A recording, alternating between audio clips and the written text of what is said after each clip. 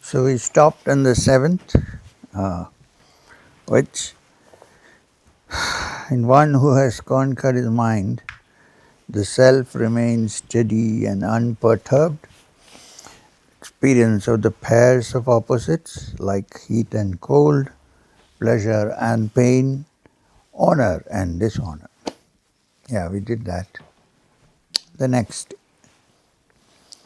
eighth verse. A yogin. Yogin is a general, one is a yogi, a yogin is everybody else. A yogin whose spirit has attained, here you can translate mind, has attained contentment through knowledge and through the spiritual experience of oneness, who is unperturbed in the midst of all agitation, unperturbed, but is not inactive, unperturbed, who has subdued his senses. His senses do not run away with his mind, but his mind has control over the senses. It's not saying that one should not use your senses, but the senses should not overpower the mind, according to the Gita. The senses should be under the control of the mind. Where necessary, use it. Where not necessary, don't allow it to escape. Hold. That's called self-control. In such a yogi, for such a yogi, a lump of earth and a bar of gold are alike. Which means, today you give a yogi a bar of gold, suppose, I'm not asking, and tomorrow he is not expecting that bar of gold. So if you don't give the bar of gold, he is not going to treat you differently. Right? On the other hand, you don't have a bar of gold, so you give him a lump of clay as an offering. He is not, a yogi should not be unhappy that somebody has given him a lump of clay. The attitude is important. With what devotion, with what love, with what affection it is given is more important than what is given. I know an actual story of a man who went to see a yogi, I don't want to use names, and carried 3 big ingots of gold to give him. And the yogi received it and called somebody and said, put it into the well. So nobody understood what was happening, because actually they needed money to build the ashram and he could have easily used it. He said, put it into the well. So, wondering what was happening. 3 days later it came in the newspapers that there was a tax raid in that fellow's house. You know what's a tax raid? Income tax. What do you call it here?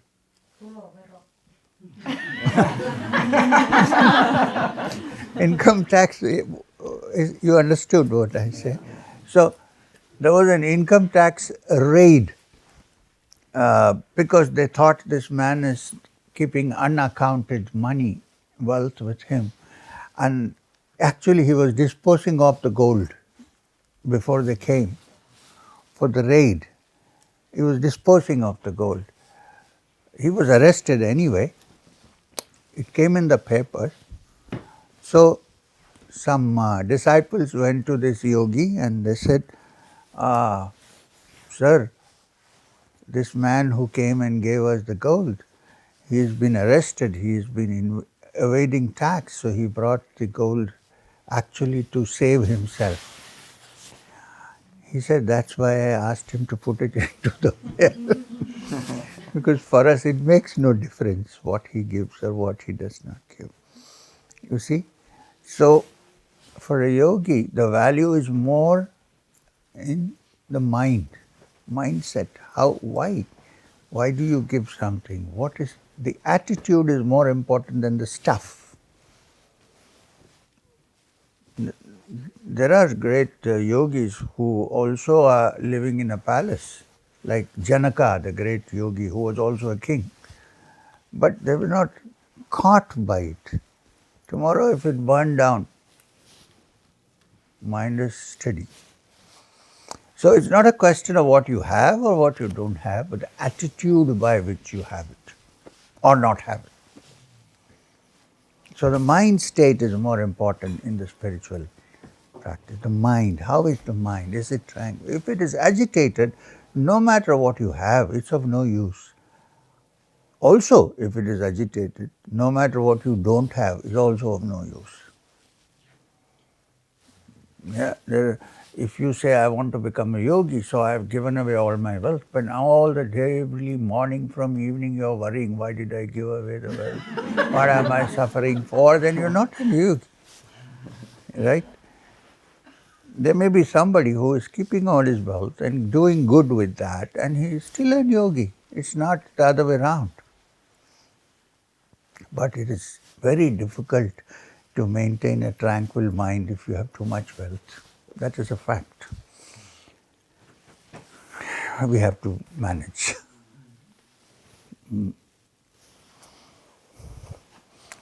So, for such a yogi who is unperturbed, who has subdued his senses, to whom a lump of earth and a bar of gold are alike, such a yogi is said to have attained steadfastness and stability in spiritual communion.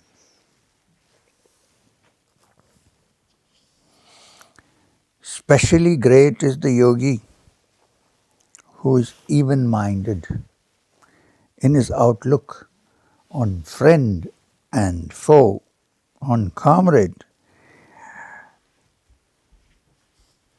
and stranger, and the one who is neutral and an ally, one who is good and even one who is evil. So your yogi's mind, when it has reached the state of spiritual communion,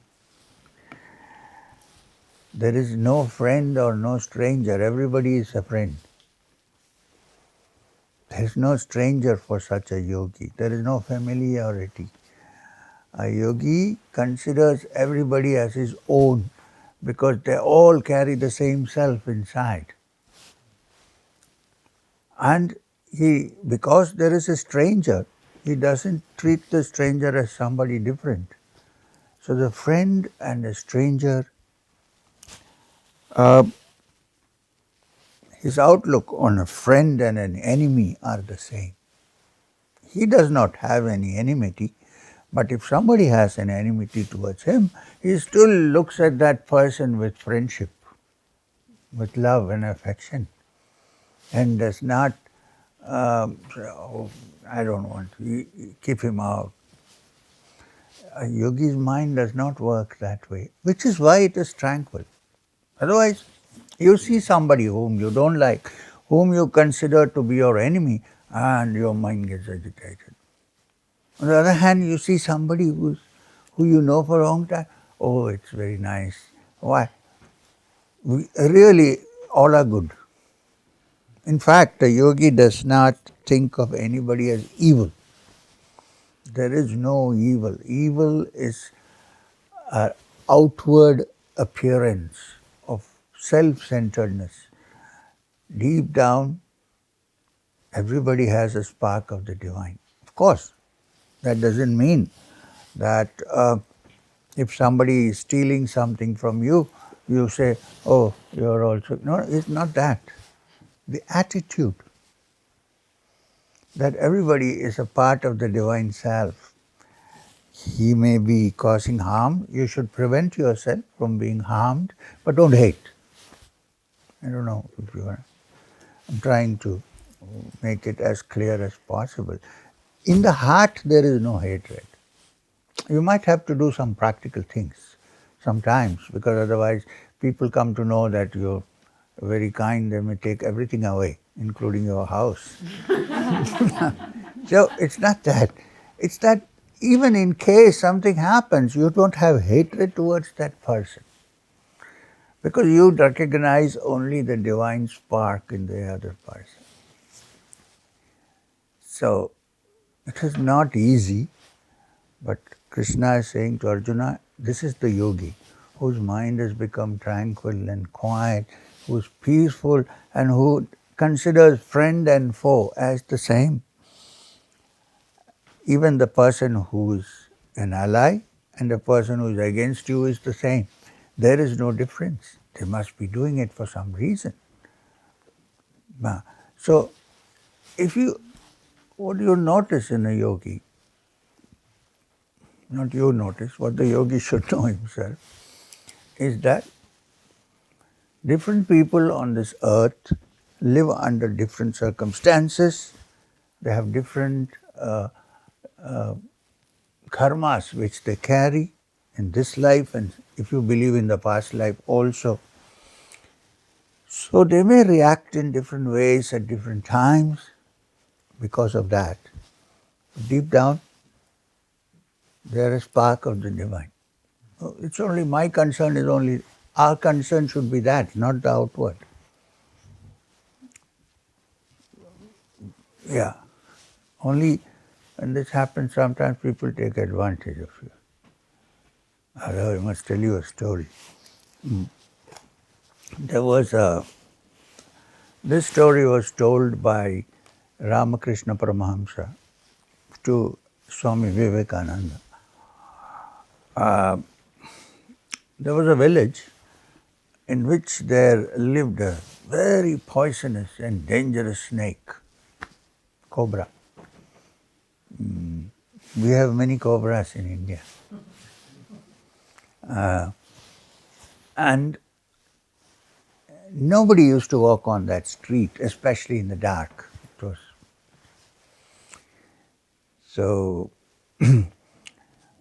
one day a yogi came that way. And he was going. So everybody said, don't go there. There is a snake living in the hole, a very big cobra. It's dangerous. One shot is enough and you'll be dead. Don't go. So the yogi said, don't worry about me. I know how to handle this. So he went and the cobra came out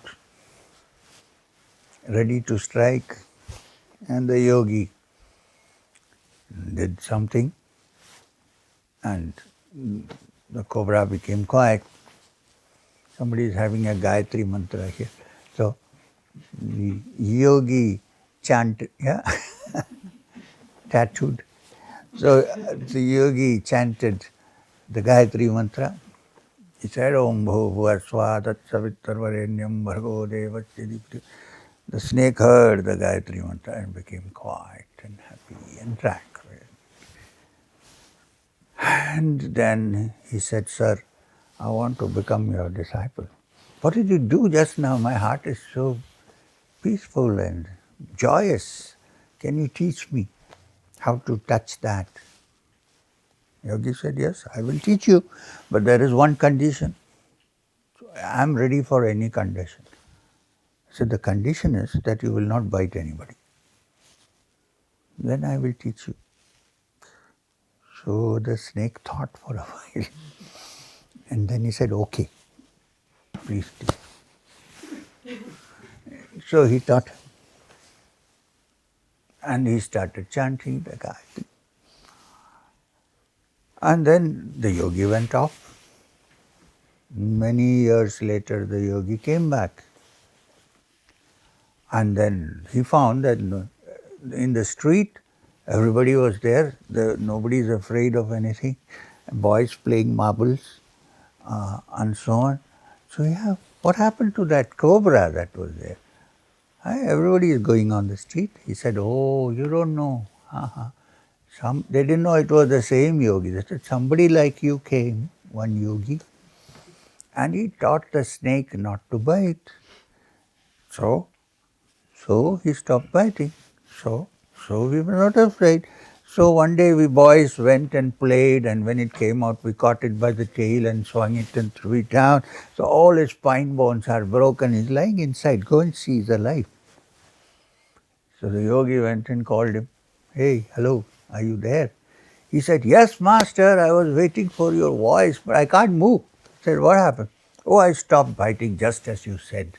And they broke my spine and I'm lying here." So the yogi put his hand inside and pulled him out, did something and set his spine in order, and he became all right. And he said, "I thought you have some common sense. You seem to be a complete idiot. I told you not to bite. I did not ask you not to hiss. All you had to do was to hiss." So in this world, while it's you needn't bite, but you can hiss sometimes to get things done, to save yourself. Do hiss, no problem. Believe me, very soon people discover that this fellow doesn't bite, he only hisses. I have experiences. So anyway, deep down that is better than getting agitated, you know. So why did I say this story?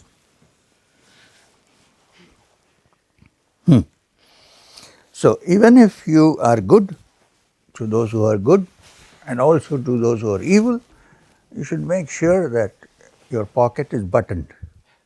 So they may go away with your passport. Be practical, but have no hatred. You know what I mean? Even if you catch him taking your wallet, you say, "Hey, I know you are, give me the wallet. Take 10 euros and go." Don't hate. Don't say, "Oh, this guy." No. If you're a yogi, of course. Otherwise, it's okay. Otherwise, slap, kick, do what you want.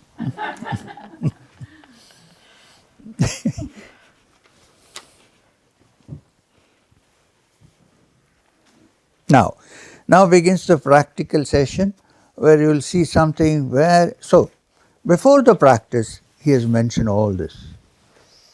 In the Yoga Sutras, these are called the Yama Niyamas, the rules and regulations for a yogi. Simply by saying, "I'm going to sit and meditate and do my Kriya," nobody moves. You have to also, your character has to change, your outward behavior has to change. Then you do the Kriya. So, after that comes the practice. Yeah, yogi unjita satatam atmanam rahasistitah. Oh, sorry. So, let the yogi constantly practice spiritual communion. Constantly is an important word. What is the word used here?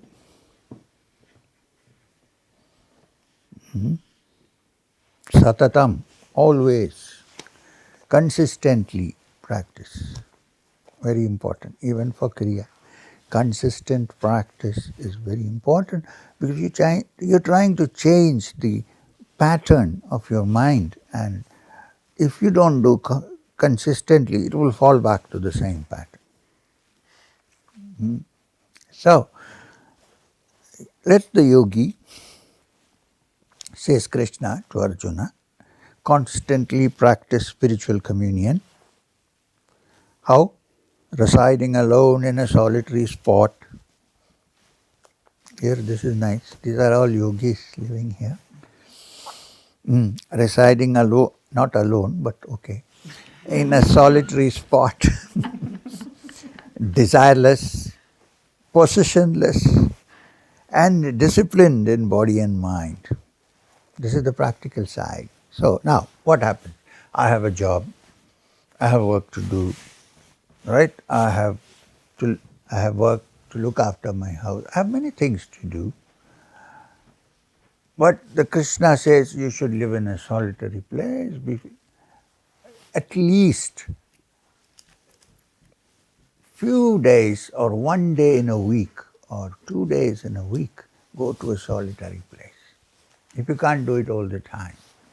If you can do it all the time, you're lucky. But if you can't, because we all have to do our work, we have to do, so set apart some time for solitude, at least. Maybe one day in a week, Go to a quiet place on a Sunday. Huh? The main problem is our phones. No, sometimes switch it off. Nothing is going to happen, believe me. You're not going to die because you switched off the phone. Switch it off for a while. Sit quiet and do your kriya or meditation. Have simple food. Make yourself. Because if you have one more person making food, that's problem. Oh, shall I put apple in this? Shall I put? No, you eat, be alone. Solitude, yeah. You can have company, trees, squirrels, horses, water, birds. These are good companions. Stay quiet. Don't have any bad thought about anybody, for at least for 2 days in a week. Or 1 day in a week, on a Sunday. Stay in solitude. Don't let anybody disturb you. And then do your practice. It helps. Occasional solitude is important in the midst of this world we live in. So, well, if you can afford it, good to be having solitude most of the time. So practice spiritual communion, residing alone in a solitary spot, desiring, at least during that time, don't think of any other activity and how much money you're going to add in your bank account. All that you can do later when you go. Solitude. Just think of meditation, nothing else. Try to go within deeply. And don't carry too many possessions which you cannot protect. In a solitary, you go to a solitary place, if you have too many things, how do you protect it? You cannot. So carry what is necessary only. A flask for drinking water, because we don't carry kamandalus, and some little food which you can eat and relax. Okay? But it should not be so uncomfortable that you cannot meditate. That is difficult. So minimum requirements are required. So, and disciplined in body and mind. So what is that? Develop the habit of going for a little walk, doing some asanas. If nothing else, walk for some time, sit under the tree, listen to the birds. You know the birds, they are constantly chanting something. Listen to them. We don't know the language, but they are. Listen to the birds, no harm. Beautiful. Or chant Om and listen to the sound. So what they are trying to say, at least in the beginning, solitude is essential for developing meditation. At least when you start. Sometime when you're an advanced person, then you can do it in the marketplace, but not before. You definitely need some solitude. So, put it in mind. Now is the description of what kind of place, where to sit, how to do, even if you found a solitary place, in a clean spot, not a dirty spot, clean spot. If it's dirty, clean it. Which is neither too high nor too low. All this is given, which means if it is too high, you might meditate and lose your awareness and fall down. If it's too low, then your mind also will start sinking. So sit in a comfortable place. That's what is meant. Neither too high, not too low. A seat should be made. How to make the seat on which you sit, that is also given. With kusha grass. Now you don't have kusha grass here, so don't worry. I will meditate only if I have kusha grass. No. This is said 1,000 years ago. So that time the seat was made of kusha grass. You understand? So kusha grass spread over with the skin and the cloth. Now, in those days, the yogis found the best seat to sit on the dead skins of dead animals. They didn't go and kill animals to have the skins, but in the forest many animals died, so they took out the skin, cleaned it properly. It's beautiful. In the airport when I came in, I saw lots of skins. What kind of skins are they? Sheep? Reindeer. Oh, you have, but then they kill it. They don't die naturally. Yeah, so I don't want that. So this is how they did it at that time. They had some grass, special grass, which is soft. On top of that, they put a skin, and on top of that, a cloth. So your asana is ready. Here it's very simple. Get one of these things and put a cloth on it if you want. I have one. I was given one like a lotus, and it is upstairs in my bedroom. I use it. Yeah, thank you. So, a clean spot which is neither too high nor too low, a seat should be made, okay, and firmly seated on it. Firmly. Firmly meaning not like. And also it need not be like that. Firmly seated, not allowing the body to move here and there. Firmly seated, yogi should practice spiritual communion with the mind concentrated and with the working of the imaginative faculty and senses under control for self-purification. Now, two things. One is when you sit for meditation, do not allow your senses to indulge.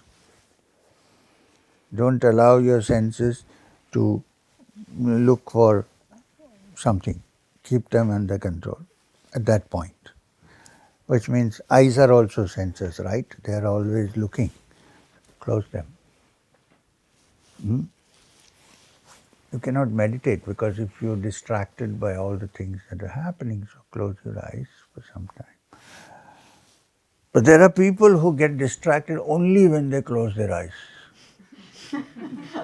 Really, I come across such people. So I say, keep your eyes open. Okay? So now the thing is senses and then the imaginative faculty. Even if you close your eyes, the imagination is still working, right? All your senses are and imagination is still working. You can imagine all the damsels from heaven. So keep that also under control for a short period of time. But when you meditate without all this, you will see how peaceful and wonderful it is. Then you will not allow this to happen. Keep your mind, imagination, everything under control. Believe me, it takes time. It's called Abhyasa Yoga, which means not done in one day. It's constant practice before you get there. So, don't stop meditating because one day I sat down, I could not control. No. Try. So, then, yeah. Now the seat is described, the state of mind is described. Now, the posture is described. Holding the body, head and neck erect. Why? Because in this particular meditation, also when we do Kriya, the main action is happening in the spine. The Sushumna, the central Nadi, the central, what is it called? What do you call for Nadi? The central channel, yes, is what we are dealing with. So it's quite common sense that you keep your spine and everything erect, neck, head. So keeping your body, neck and head erect, motionless and firm. I know that when some people meditate, they're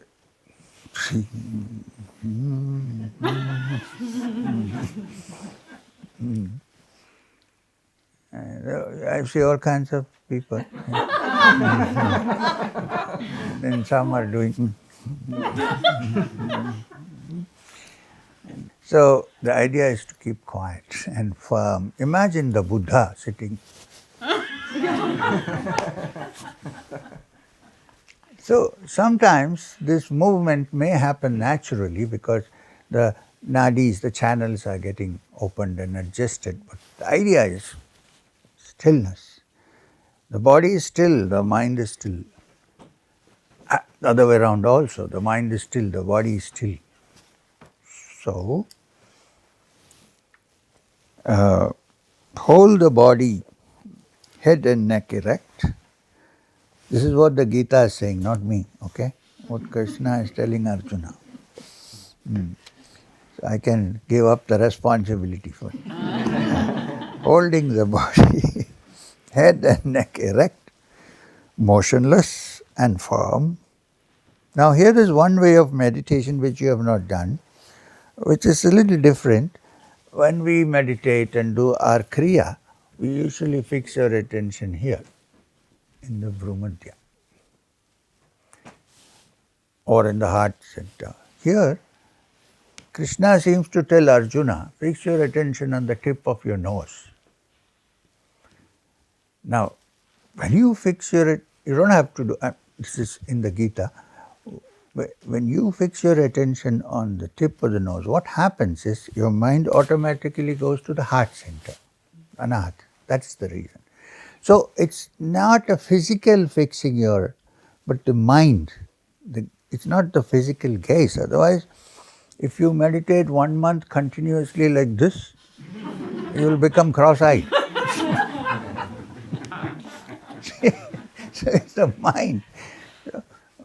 Some people meditate here all the time and they're like this. Now, after some time, you can't get your eyes back.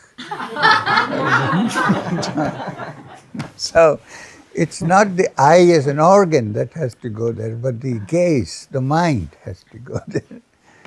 Right? So, all this is being filmed, doesn't matter.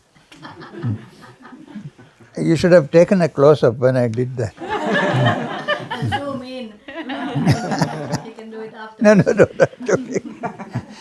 So, holding the body, the head and the neck erect, motionless and firm, gazing at the tip of the... No, why they said this is also the next part of the sentence, not roundabout.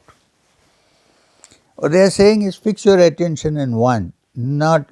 So, when you do that, then your eyes are not roving here and there, they're in one place. When the eye stops in one place, the mind stops in one place. You know why?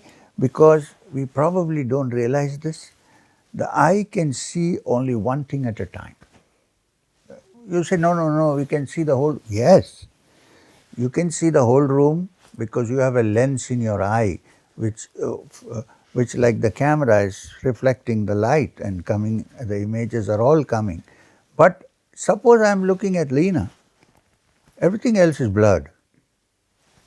I can see only one thing at it. Then I shift to him. Others are there, they're blurred, they exist, but I can see only you when I fix here. Now here. Now I can see in the border there are other people sitting, but my eye is seeing you. One thing at a time. You get what I'm trying to say? Now, when you fix your attention on one thing, your mind also gets fixed on one thing. Then it's not wandering. Suppose I look at everyone like this. How is the mind going to stop? So this Fix your attention here or here, whichever, but one direction. When you do that, your mind is also in one direction. This is why the suggestion that you fix attention of the eye on one point. Through fixing the eye's attention on one point, the mind also becomes one-pointed. So when you close your eyes, how will you do that? So just they're saying, imagine that you're fixing your attention here. All the thoughts and mind, everything gathering here. Suppose I sit down to meditate. First, when I close my eyes, I fix my attention here, then here, then here, then here. You cannot. The mind doesn't become steady. So one.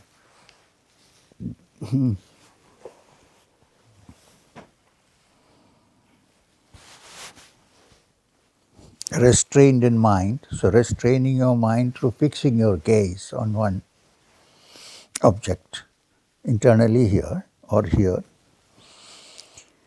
The person should sit in spiritual communion. Here Krishna says with me, what he means is with the universal self. Me doesn't mean the person. Here Krishna is speaking as a manifestation of the divine. So here me means the supreme. And looking upon me as the highest and the most precious end. So the only aim of the meditation should be to find the self, the higher self. No other way. Yeah, there are other forms of meditation, like if you keep meditating on golden color, gold and so on, then you may become wealthy. But here that is not what they are asking for. They are asking for deep inner meditation.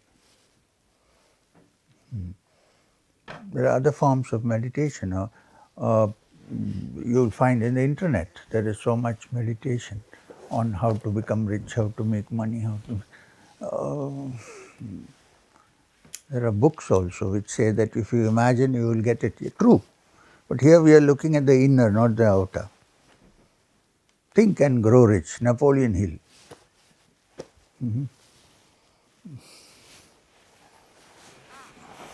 Here, and the funny thing was, when I was a young man and I was not interested in all these things, I was going to see yogis and running away to the Himalayas. You know, my grandfather, my mother's father, was a very worldly and practical man, gave me a copy of Think and Grow Rich by Napoleon Hill. I didn't read it, of course, but he gave it to me. And several years later, I was curious, what is this about? By then, Napoleon Hill had written another book also, before he died. So I said, let me read the second book first before reading the first book, because now it will be coming out of experience, so many years after writing the first book. So I read it. And it is interesting. It said that the greatest wealth is to find happiness itself. So if my grandfather was alive, I would have told him, that's exactly what I'm doing. He was no more, he had gone. So, okay. With the mind restrained from going outward to objects and always uniting with the inner self in spiritual communion, the yogi attains to peace, which is supreme salvation and enduring establishment in my state. Means when you do that regularly in a quiet place, in solitude, without allowing the mind to go to outward objects, uniting with the inner self, which is a spark of the divine in spiritual communion, the yogi then attains to peace, which is supreme salvation and enduring, always remaining establishment in my state.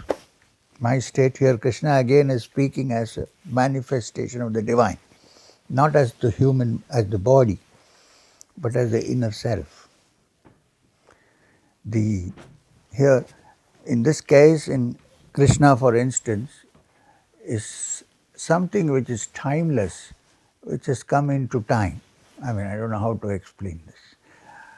Something which cannot be measured, which is also our true inner self. Something which is neither born nor dies. Body does. It is born and it dies. The inner self, which is our true essence, is something which is never born, therefore it cannot die. Anything that is born has to die. Therefore it's called timeless. In the Punjab, the Sikhs, you know this religion of the Sikhs. Have you seen a Sikh? Not a Sikh person.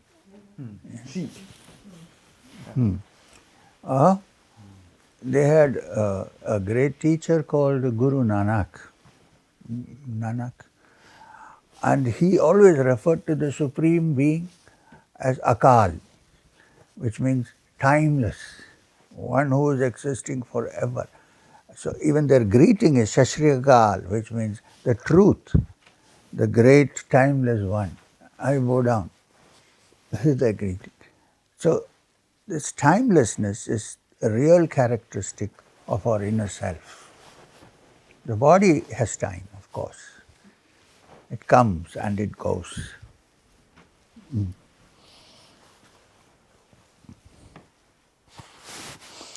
So so the yogi attains establishment in my timeless state. Actually, in deep meditation, when you have touched your inner core of your being, there is no time. Then you come out of it and then you begin to reckon time. There is no time. And then you say, oh, it's time. So, now here is something very interesting. Oh Arjuna, says Krishna to his friend or disciple here now, disciple. Now this is interesting. A good disciple is a good friend. Like Arjuna is a great friend of Krishna's, but he's also now, in this context, he's his disciple.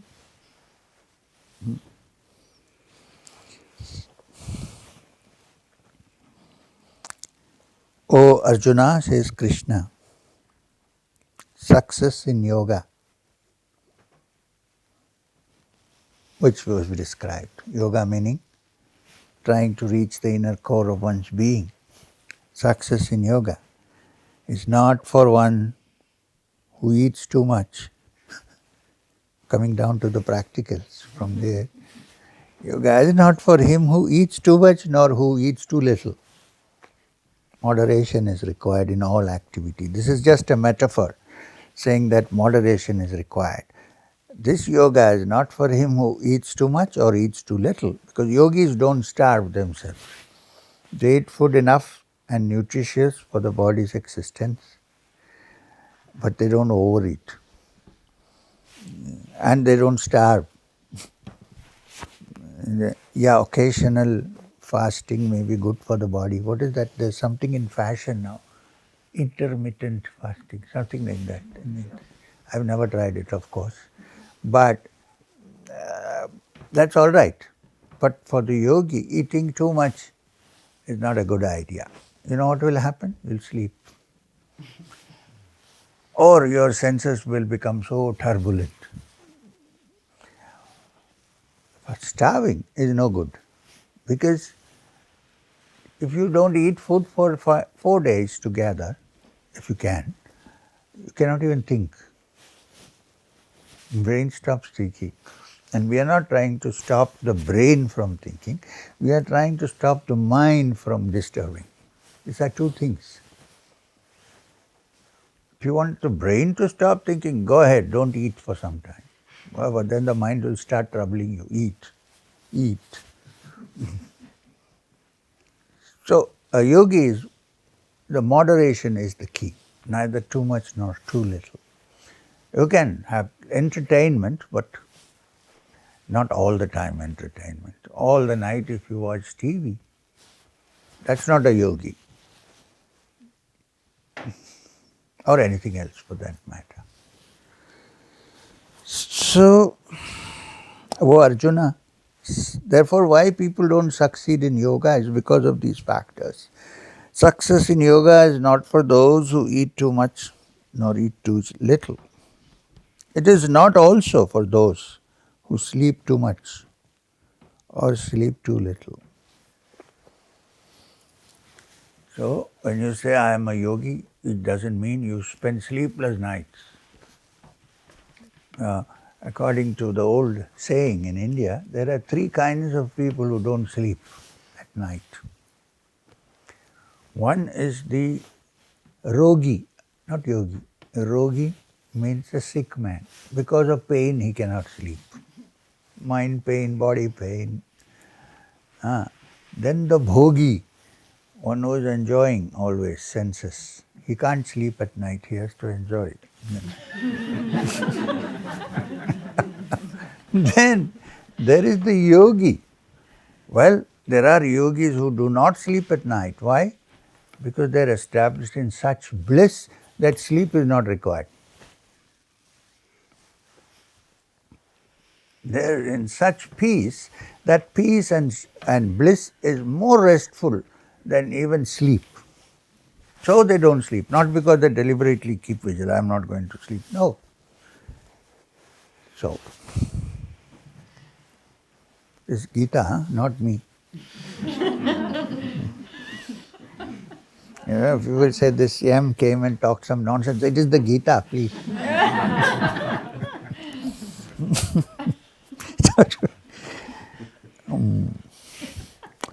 So the 17th sloka is, for one who is temperate in food and recreation, who is moderate in all things. Please note, it did not say not eat food or don't have recreation. No.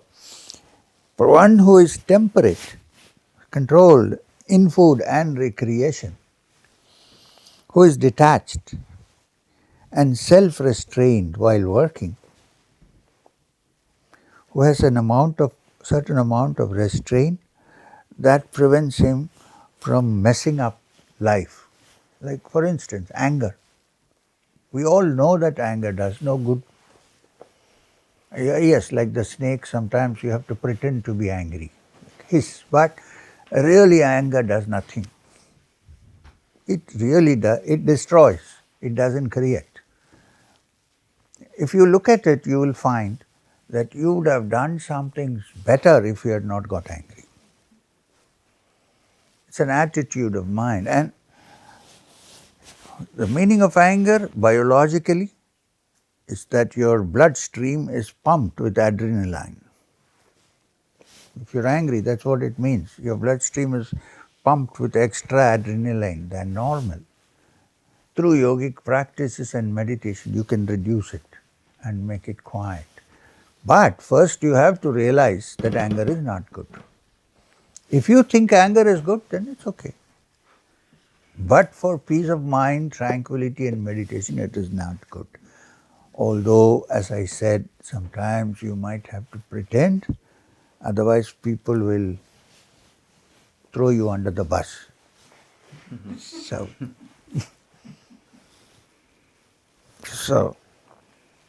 for one who is temperate in food and recreation, who is detached and self-restrained in work, in fact, if you are restrained and detached, you can work better. Your mind is calm. A calm mind has more attention and concentration than an agitated mind. Even in ordinary things, if you have a mind which is unagitated, self-restrained and detached, it can do better than a mind which is always caught up in some kind of trouble. Who is regulated in sleep and keeping awake?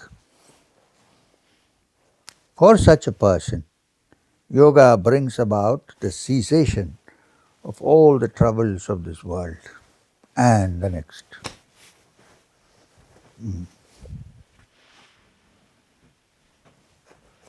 Now, after all this, when the disciplined mind is able to remain established in the inner self alone, in the atman, the atma is the inner self, the core of one's being, It's not the ego, mind you. The ego owes its existence to the atman. But it begins to feel at some point that it is a separate entity. It's not. It owes its existence to the atman, which is consciousness. Without consciousness, the ego cannot function. But then the ego then becomes very proud of it and says, oh, I can do anything. It's the atman that is reflected, the consciousness which is primarily responsible for the existence of the ego. When the ego becomes stronger than the atman, then we know what happens. It becomes egotistic, create all kinds of problems. It is the same also with the gods. In the Hindu system of thought, all the powers of nature are called gods. Every power of nature, there is not one but many. Like fire, the fire god Agni. Why? Because fire is so important. It burns, it is heat, it is combustion. Agni. Agni, what do you say for Agni in Latin? Igne. Your ignition switch doesn't work, then nothing will start. Agni, fire is very important. So fire is worshipped in the Vedic times as a god, because it gives warmth, it cooks, it does all kinds of things. It burns everything to ashes if required. And from one fire you can light 1,000 fires without diminishing this fire. So it's a symbol of the spirit, the fire, Agni. What about any other gods that we have in the Vedic times? Vayu, the wind. You know how powerful the wind is. It's a cyclone, it can blow away anything. It is the air that you breathe. Without breath, how much can we live? It's Vayu that you breathe in and out. So Vayu, air, is a god. So also the senses, the 5 senses that we have. What are the 5 senses we have? Eyes? Ears. I'm sure you know, huh? Ears, Smell. smell, 3, Touch, pressure, taste. touch, 4, taste, 5. These are the 5 senses common to all human beings, mind you. There is no separate Indian eyes or Finnish eyes. Some colors may be different, but they are eyes. So these are the 5 senses that we all have, right? And these 5 senses are also in Vedic times worshipped as gods, because they are the ones that make us feel the world, enjoy the world. Even suffering comes from them, but primarily enjoy the world. So these 5 senses are also called gods. They are called Indriya, Indriyas, the senses. And the god of the senses is called Indra. The great god Indra is the god of the senses. He controls the senses. He is the chief of the senses. So without Indra, you cannot see anything in this world. The senses do not operate, right? So here are the main gods of Vedic times: Agni, fire; Vayu, wind; and Indra, the lord of the senses. I'm just trying to show the distinction between the ego and the consciousness, which is the atman. The ego is called ahamkara. In the Sankhya philosophy, it's called ahamkara. And the atman is the consciousness. The I of the ahamkara, aham means I am. The I of the ego comes, the source is actually the atman, which is the only real I. Not the eye for an eye and a tooth for a tooth, no. This is different. So, I, which sees, the I that sees, and the I that is my ego, my form, my me. And the consciousness is that which gives the capacity for the ego to be conscious. So they are 2 separate things, working together many times. Okay? Now, and of course the senses. So I'm going to tell you a story from an Upanishad, from the Keno Upanishad. I hope you don't mind mixing up these things. Afterwards we won't have an occasion. So let's. This is an Upanishad called the Keno Upanishad. Interesting. It's one of the most important Upanishads. It's called Keno Upanishad. The word Keno means who, which simply means who are you? The identity crisis has been there for 2000 years or more. The Upanishad is called Who Are You? Who am I? Keno. What is my identity really? Am I what I think I am, or is it something else? Keno Upanishad. Now it's very philosophical Upanishad. We cannot go into it. We might have to have many satsangs to do that. But at the end, like all Upanishads, at the end there is a beautiful story which is very normal and concrete, but which illustrates this fact. This differentiation between consciousness and the ahamkara, the ego. So as I said to you before, there are ancient Vedic gods are Agni, fire, Vayu, wind, and the lord of the senses, Indra. So one day it is said in the Upanishad that the great self, the atman, the supreme, in its big, larger aspect, it's called the Brahman. From the Sanskrit root bru, which means ever expanding. It doesn't end. Endless, timeless, akal. So this being, it's not a mechanical being, it's a conscious being, though not a small personality.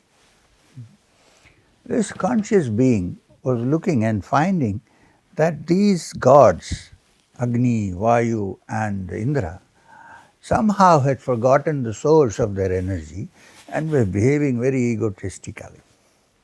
So he decided to test them. So in the Upanishad, interesting, he appears, but it's a formless thing, so it cannot appear. It manifests as an yaksha. Now, yaksha is not a word you can define. It means a being which is and yet not exactly concrete, something like that, half concrete. So he appears far away, and these three gods, Agni, Vayu, and Indra, are standing there and watching. He says, there under the pine tree, no, not here. There is some being there, cannot make out this. It's the supreme Atman who has manifested as the Yaksha. So Agni, who is in the forefront always, god of the Vedas, is also called Jata Vedas, who knows all the Vedas. Because all the Vedic yajnas are conducted with Agni, with fire. He says, let me go and find out first. In his proud way, he goes near the Yaksha. He wants to ask the Yaksha, who are you? Keno. Before that, the Yaksha asks him, who are you? So Agni says, oh, you don't know? I am the fire. I am Agni. I can burn down this whole universe. Yeah? I am the one to whom sacrifices are given. I am the Lord of everything. One spark can burn the whole thing down. And Yaksha plucks a small piece of grass, in Sanskrit called a trina, a small blade of grass, holds it before him and says, burn this. Agni tries all the tricks that he knows. Cannot burn the grass blade. He says, this is strange. So he is confounded. Never this has happened to him, ever. He goes back to his companions and says, good God, I don't know what this is. I can't burn a blade of grass which was given to me by him. So Vayu says, brother, don't worry, I will go. So Vayu goes, and again the Yaksha asks, who are you? He says, I am Vayu. Don't you know? He said, okay, so what do you do? As if he doesn't know anything. What do you do? I blow the wind. I am the wind, god of wind. I can create a cyclone, a hurricane, what are they called? Some other name. Anyway, it doesn't matter. They keep occurring in Texas. I'm the whirlwind. I can blow everything away from the face of the earth.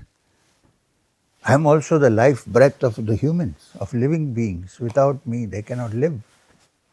Okay? Now that same blade which Agni could not burn is still in the hands of the Yaksha. He says, can you please blow this? Vayu tries everything under his, all the tricks that he knows. Cannot move it even a bit.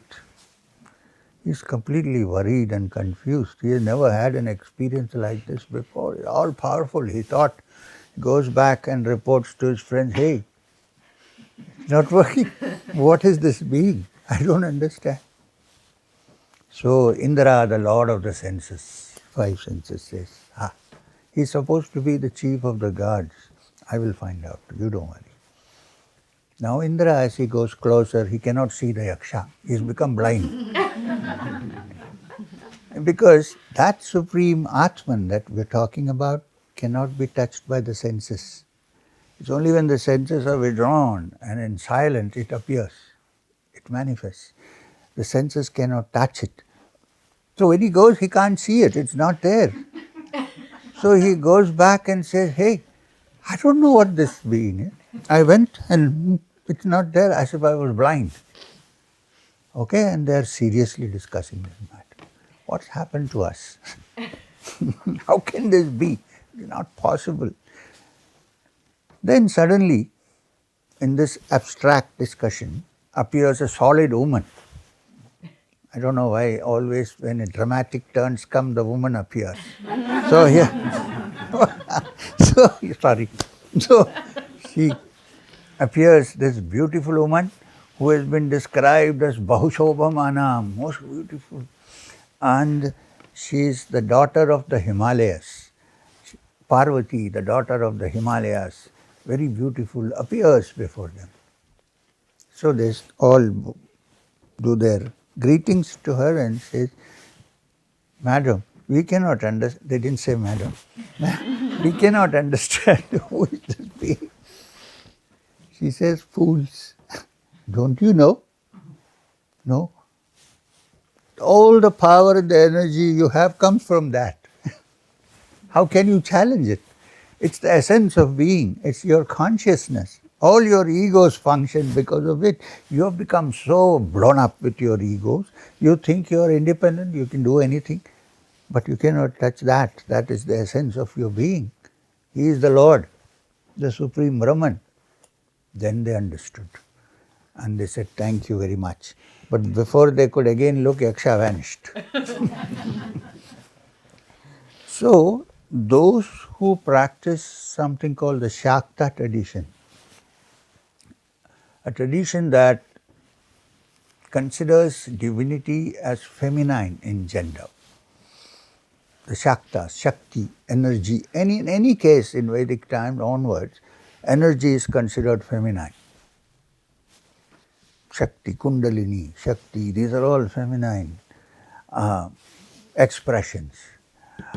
So the Shaktas believe that to lead you to the truth of the Brahman, you need a woman. You need a Shakti, a feminine element, without which you cannot go. Of course, there are others who say, no, not required. It's a story in the Upanishad. But in India, the religious philosophies are so different and so extent and so many types. Sometimes somebody says this is correct, somebody says that is correct. But they all accept everything, finally. So this is the difference. Why did I go to this story? Because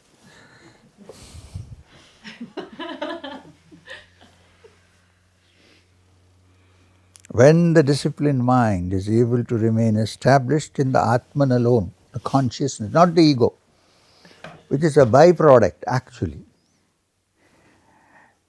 when it is free from longing for all objects of desire, when Indra can no longer control it, then it is spoken of as having attained to spiritual communion.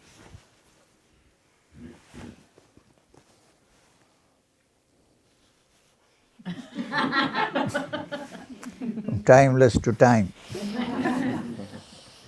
Now, I will go to, I will read out this particular passage and then we stop. Okay? I'll explain a little bit and then tomorrow we'll do the rest. Is that okay? I mean, these things, too long is not good.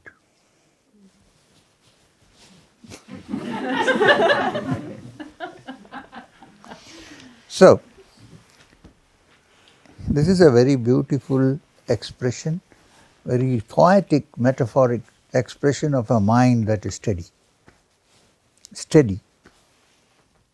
The flame of a lamp. The flame of a lamp. Sheltered from the wind. Does not flicker. Suppose I have a glass covering sheltered. Then even if the wind comes, it doesn't flicker. The flame of a lamp, sheltered from wind, does not flicker. This is the comparison used. It's written here. This is the comparison used. I'm not saying to describe a yogi's mind that is well under control and is united with the atman, with the inner self or consciousness. This is a mind which is like steady flame protected from the wind and does not flicker. This is the expression used.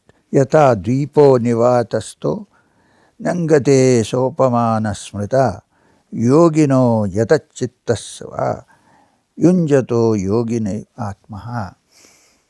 This is the description. You can't really say in English this, but we're trying the best translation possible.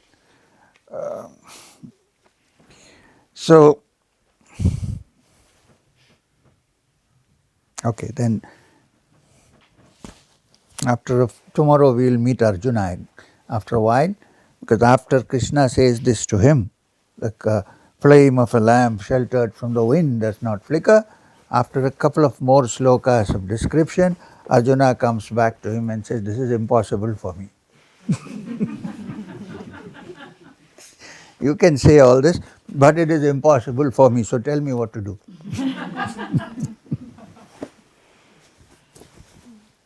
It's a very living text, like active text. It's not something. Oh, Arjuna also asks him in the end, I don't want to, what happens to a person like me? I can't make my mind steady like the flame of a lamp without wind. And since I am trying to do that and using all my energy, I cannot do anything in the physical world because I am all engaged with this. What happens to a person like me? I am neither here nor there. When I die, what happens to me? I can't reach there. I can't do this good where I am. So what is my condition? What happens to me? Am I wasting my time? And then Krishna talks about it. Which, let's keep it up the sleeve.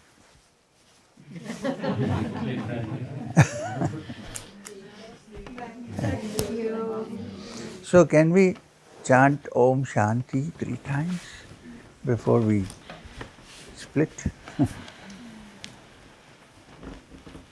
Om Shanti Shanti Shanti Hari Om. Peace. Om Hrim Shri Gurubhyo Namaha. Om Hrim Shri Gurubhyo Namaha. All thanks to the Supreme Guru. Okay.